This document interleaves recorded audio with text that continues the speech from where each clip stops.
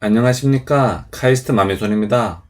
여러분들이 인생을 살다 보면요, 삼성물산 주식으로 크게 한번 대박칠 기회가 있거든요. 그래서 오늘 그걸 한번 알아보는 시간을 갖도록 하겠습니다. 자, 제가 며칠 전에 말씀드렸습니다만 삼성전자 이재용 부회장이 대국민 사과를 얼마 전에 했죠? 그때 아주 중요한 얘기를 했거든요. 법을 지키겠다 이런 얘기도 했지만요. 경영권을 아들에게 물려주지 않겠다라는 일종의 폭탄 선언을 했습니다. 자, 참고로요, 이재용 부회장은 자녀가 지금 1남 1녀입니다. 그래서 지금 아들이 하나밖에 없거든요. 제가 이전 영상에서도 언급드렸습니다만 이재용 부회장이 아들에게 경영권을 물려주지 않는 이유는 크게 두 가지가 있을 거라고 했죠. 첫째는 그 아들의 자질 문제가 조금 있고요. 그리고 둘째는 현행 법대로 상속세를 다 내면서 주식을 물려주게 되면은 아들이 그 경영권을 유지하기가 쉽지 않습니다. 이런저런 이유로 경영권을 물려주지 않겠다고 이재용 부회장이 선언을 했습니다. 자, 이렇게 됨으로써 한 회사가 엄청 주목을 받게 되죠? 그 회사는 바로 오늘의 주제인 삼성물산입니다. 자, 그럼 다음 페이지 한번 가보실까요? 자, 우리나라 대표 기업인 삼성전자 어떻게 지배되고 있는지 한번 살펴보도록 합시다. 자, 이 왼쪽은 이제 이건희 회장 일가죠? 이건희 회장님이 4.2%, 홍라희 사모님이 0.9%, 그 이재용 부회장님이 0.7% 해서 총 이 가족들이 갖고 있는 것이 5.8%를 갖고 있습니다. 자, 그리고 국민연금이 한 10% 정도 갖고 있고요. 자, 그리고 삼성 계열 회사들이죠? 삼성물산이 5%, 삼성생명이 8.8%, 그리고 삼성화재가 1.5% 해서 삼성 계열 회사에서 총 15.3% 정도의 주식을 갖고 있습니다. 자, 그래서 이건희 회장 일가는요, 자기네들이 가진 이 5.8%의 주식과 삼성 계열사들이 가진 15.3%를 가지고 삼성전자를 지배하고 있는 상황입니다. 자, 그런데요, 지금 이건희 회장님이 병실에 누워 계시죠? 그래서 이건희 회장님도 신은 아니니까 언젠가는 자연으로 다시 돌아가시게 되겠죠?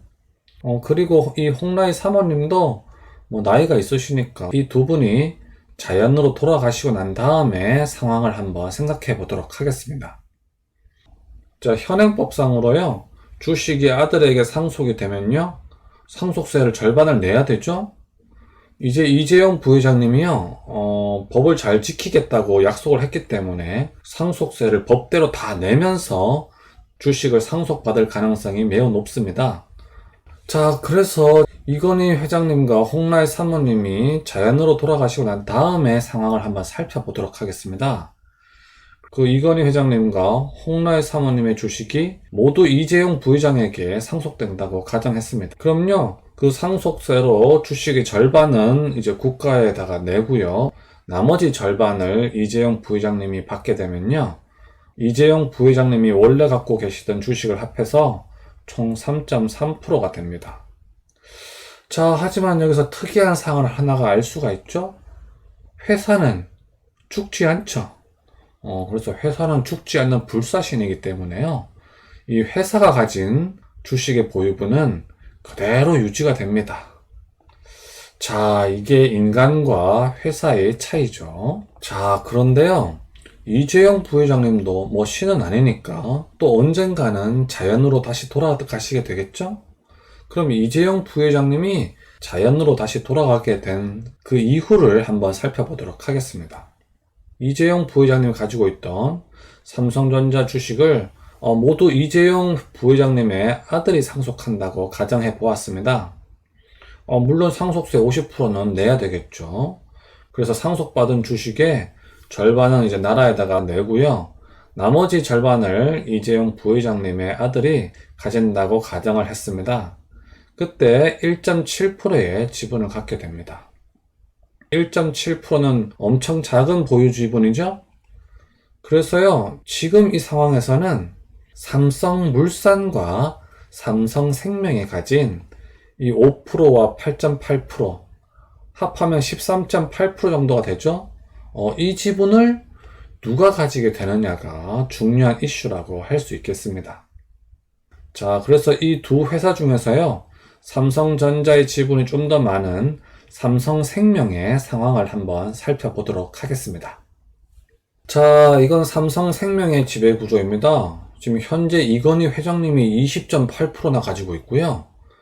그리고 나머지 이마트와 신세계, 이것도 사실 범삼성가이긴 하죠. 여기서 지금 한 8% 정도를 갖고 있죠. 그리고 국민연금이 한 6% 정도 갖고 있고요. 그리고 삼성 계열 회사에서 총 26.2%를 갖고 있는 것을 알 수가 있습니다.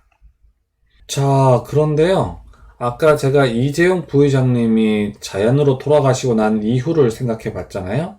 그래서요, 여기서도 이건희 회장님이 돌아가시고 그 지분을 이재용 부회장님이 상속받게 되겠죠.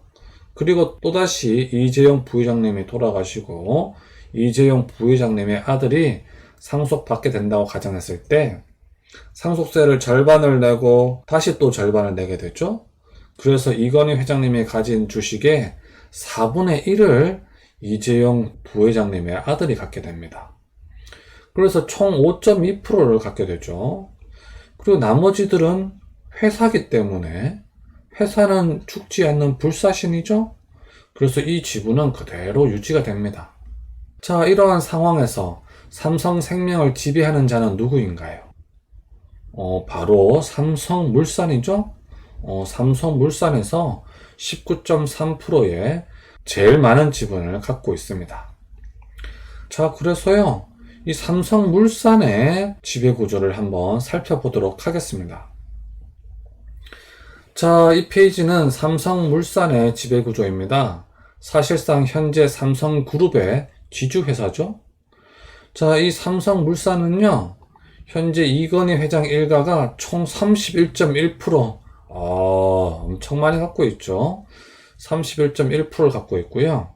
국민연금에서 한 7%, 그리고 난데없이 KCC가 삼성물산의 주식의 9%나 갖고 있죠. 갑자기 등장한 KCC입니다. KCC라는 회사 들어보셨죠? 그리고요, 삼성 계열 재단에서 1.7%, 이 보유 지분은 그렇게 큰 값은 아닙니다. 자, 그래서요, 실질적으로 이 삼성물산이 삼성그룹을 지배하고 있고요. 이 삼성물산을 이 이건희 회장 일가가 잔뜩 가지고 있다고 생각하시면 되겠습니다. 그래서 이 지분으로요, 전체 삼성그룹을 다 지배하고 있는 거죠. 자, 아까도 이건희 회장님과 이재용 부회장님이 자연으로 돌아가시고 난 이후를 한번 생각해 봤잖아요. 참고로 저는 이건희 회장님과 이재용 부회장님을 아주 사랑합니다. 오래오래 사셔가지고 우리나라 대표 그룹인 삼성그룹을 잘 이끌어 주셨으면 좋겠어요. 하지만 이분들도 신은 아니니까 언젠가는 돌아가시게 되겠죠. 그래서 그 이후를 한번 살펴보도록 합시다. 자, 그래서 이건희 회장님이 가진 주식을요, 모두 다 이재용 부회장님에게 물려주고, 이재용 부회장님이 가지고 있던 모든 주식을 이재용 부회장님의 아들에게 물려준다고 가정을 했습니다. 상속세는요, 법대로 50%씩 나라에 낸다고 가정했습니다. 자, 그렇게 되면요, 이재용 부회장님의 아들이 9.3%를 갖게 됩니다. 자, 그리고 여기 이부진과 이서연, 이게 누군지 아시죠? 그 이재용 부회장님의 여동생들이죠? 그런데요, 이 두 여동생들은 이재용 부회장님보다 나이가 어리기도 하고요. 그리고 여자잖아요? 여자가 평균 수명이 더 길죠? 그래서 이재용 부회장님이 돌아가셨을 때도요, 이 두 분은 여전히 살아있을 확률이 높습니다.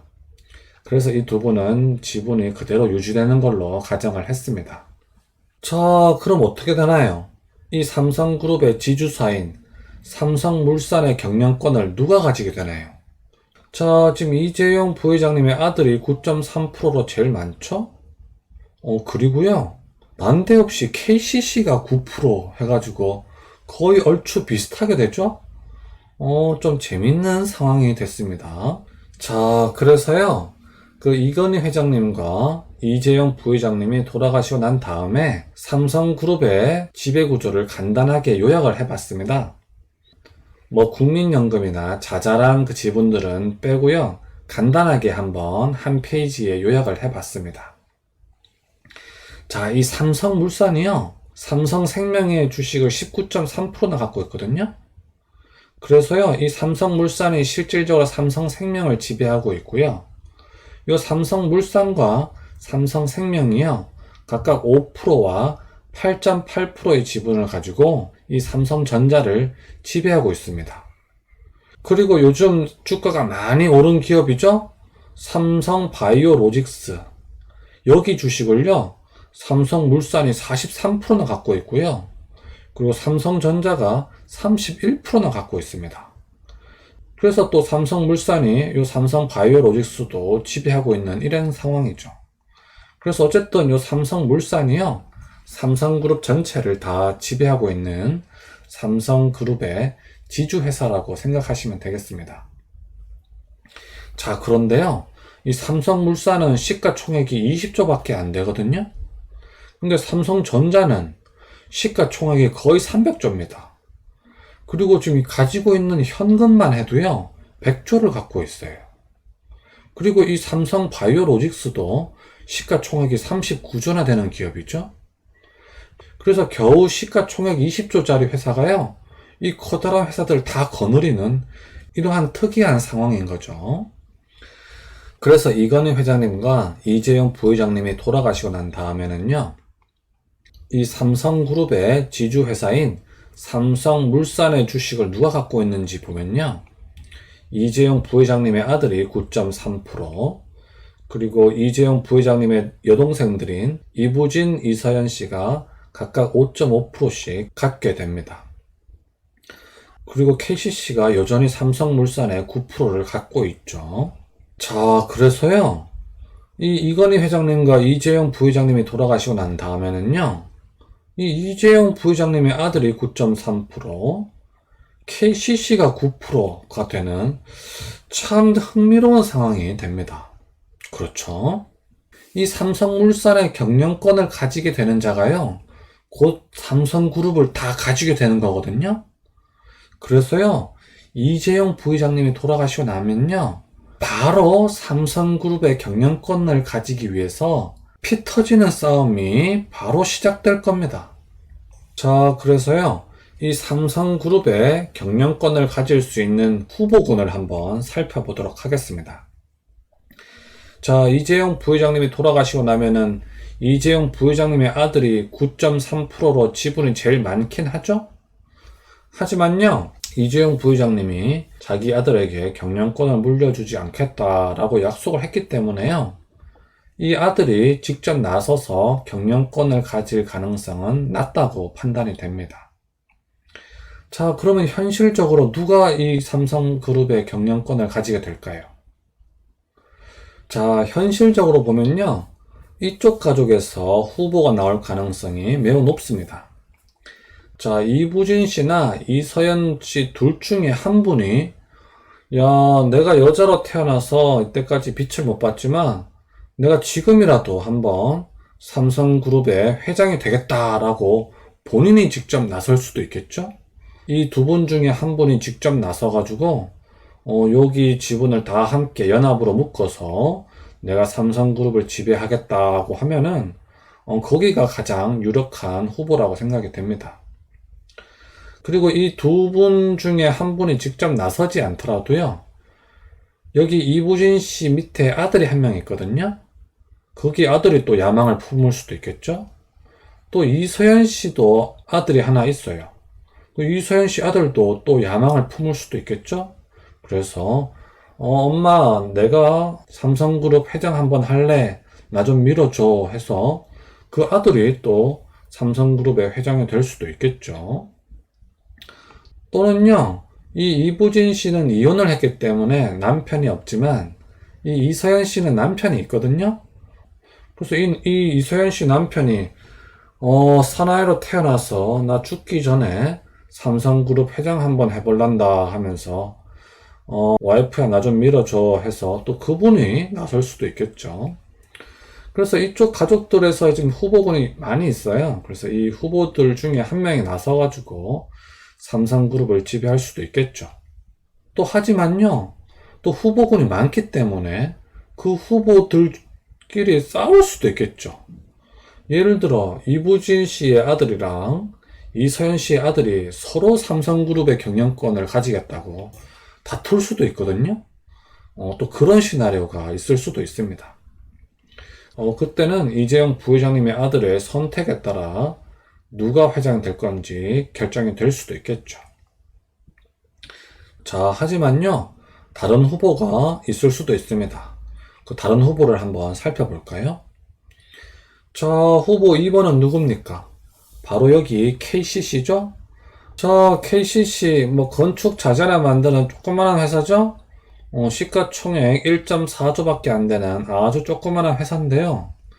지금 여기 삼성물산의 주식을 9%나 갖고 있거든요. 자, 제가 만약에 KCC 회장이라면요. 이때 이거 한번 노려볼만 하거든요. 만약에 은행에서 돈을 한 몇십 조씩 빌려가지고 삼성물산의 주식을 왕창 사면요. 내가 삼성그룹의 회장이 될 수도 있잖아요. 그렇죠? 야, 이거 KCC로서는 이거 노려볼 만한 타이밍이거든요.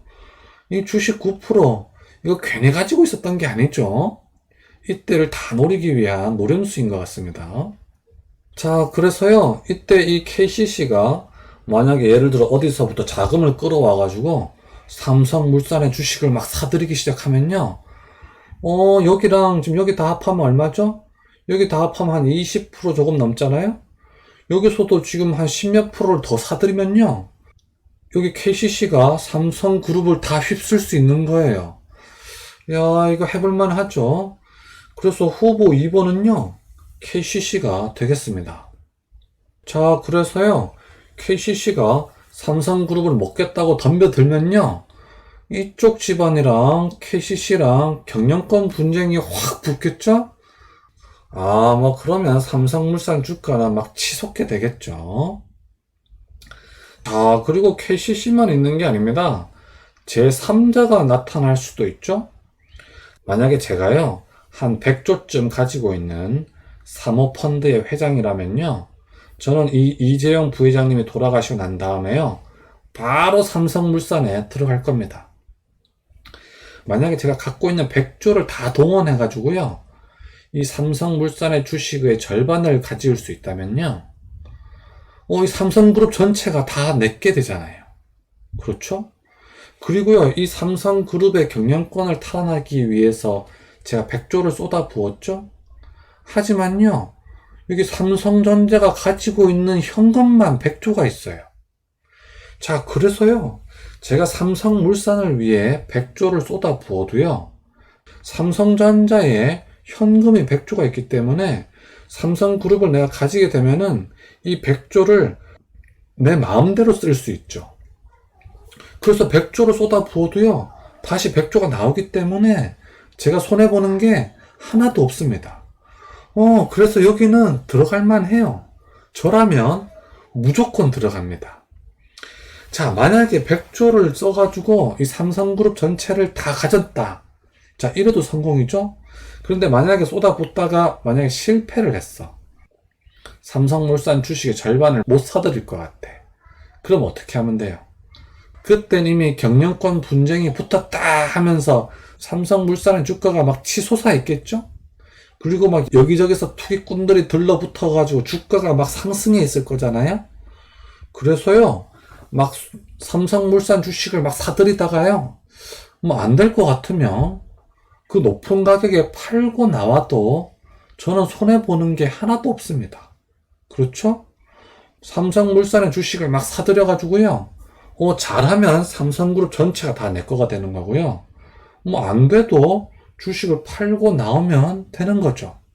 또는요, 제가 삼성물산의 주식을 막 사들이고 있으면요, 아마도 이쪽 집안이나 KCC에서 아마도 저에게 협상을 하자고 할 거예요. 예를 들어 내가 이때까지 사들인 주식의 금액을 2배를 보상해 줄 테니 자기 쪽에게 팔아라 뭐 이런 식으로 아마 협상이 이쪽 집안이나 KCC로부터 들어올 가능성이 매우 높습니다. 그래서요, 제가 만약에 사모펀드의 회장이라면요, 저는 무조건 삼성물산에 들어갈 겁니다. 손해볼 일이 하나도 없거든요. 자, 그래서요, 만약에 제가 100조를 쏟아부어서 삼성물산 주식의 50%를 차지하면 성공인 거죠? 그러면 삼성물산의 주가가 얼마나 치솟을 수 있다는 겁니까? 100조를 쏟아부어서 50%니까 삼성물산의 시가총액은 200조까지 올라갈 수 있는 거죠. 지금 20조니까요. 최대 10배까지는 상승할 수 있다. 뭐 이런 얘기입니다. 뭐 물론 10배까지 상승하진 않을 거고요. 그래도 최소한 4, 5배는 상승하겠죠. 자, 이게 요약해서 말씀드리면요. 이 겨우 시가총액 20조짜리 회사가요. 삼성그룹 전체를 다 가지고 있기 때문에 경영권 분쟁이 붙는 순간에요. 삼성물산의 주가는 바로 몇 배가 튀어오를 겁니다. 그리고 이 삼성그룹이라는 게요. 사실상 한국 경제를 가장 많이 좌지우지하고 있는 그룹이잖아요. 그래서 만약에 100조만 쏟아부어서 이 삼성그룹을 가진다 하면요. 야, 이거 정말 남는 장사거든요. 그래서 여기 들어가 볼만 합니다. 자, 그런데요. 아까도 말씀드렸습니다만 이건 다 이재용 부회장님께서 자연으로 돌아가시고 난 이후를 가정한 거죠. 그런데 지금 이재용 부회장님이 우리나라 나이로 지금 53살인가 뭐 이렇거든요. 그래서 자연으로 돌아가시려면 최소한 20, 30년은 기다려야 되겠죠. 그래서 50대 이후 분들은 이 상황을 아마 못 보실 수도 있겠죠. 그래서 이 상황에 투자하고 싶으신 분들은요, 적어도 40대 중반 이전 분들이 하는 게 좋겠죠. 아직은 시간이 좀 많이 남아있기 때문에요, 연세가 많으신 분들은 굳이 삼성물산에 투자하실 필요는 없을 것 같습니다. 하지만 젊으신 분들이라면요, 오늘 제가 말씀드렸던 내용을 잘 기억하고 있다가 이재용 부회장님의 건강에 문제가 생긴다 하면요, 바로 삼성물산의 주식을 사시면 되겠습니다. 자, 그래서 결론입니다. 첫 번째 결론인데요. 이재용 부회장님이 자연으로 돌아가시고 난 이후에는 삼성그룹의 경영권 분쟁이 일어날 소지가 아주 높고요. 그렇게 되면요, 삼성물산의 주가는 최소 몇 배가 뛸 겁니다. 자, 그리고 두 번째 결론입니다. 아까 유력한 후보 중에 KCC가 있었죠? 만약에 KCC가 삼성그룹의 경영권을 획득한다면요, KCC가 삼성그룹의 지주회사가 되는 거죠. 그럼요. 지금 KCC가 시가총액이 겨우 1.4조잖아요? 그러면 KCC의 주가는요, 몇십 배가 뛰게 될 겁니다. 제가 만약에 KCC의 회장이라면요, 그때 한번 노려볼만 하거든요?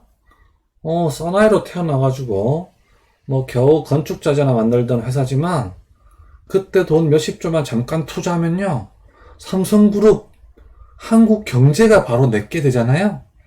그래서 KCC도 야망이 있다면 분명히 그때 뛰어들 겁니다. 그래서 만약에 경영권을 획득하면요, KCC가 삼성그룹의 지주회사가 되고, 주가는 몇십 배가 뛰겠죠. 만약에 KCC의 승리를 믿으신다면요, KCC의 주식을 사시는 것도 좋겠죠. 자, 오늘은 삼성그룹의 지주사인 삼성물산의 가치에 대해서 알아보았습니다. 참고로 말씀드리면요, 지금 삼성물산의 시가총액이 20조 정도 되잖아요. 그런데요, 삼성물산이 가지고 있는 삼성그룹의 주식 총액을 다 모으면요, 30조가 넘습니다. 그래서 삼성물산이라고 하는 회사는요, 현재도 지금 저평가되어 있는 그런 회사입니다. 그래서요, 꼭 경영권 분쟁이 일어나지 않더라도 주가가 상승할 수 있는 그런 회사입니다. 그리고 참고로 삼성물산에 투자하시려면요. 삼성물산 우선주에 투자하시면 안 되겠죠? 이런 경영권 같은 거는 의결권이 있는 그냥 삼성물산 보통주에 투자를 하셔야 되겠습니다. 아무쪼록 오늘도 제 영상 시청해 주셔서 감사드리고요. 여러분들의 투자에 행운을 빌겠습니다. 그럼 다음 시간까지 안녕.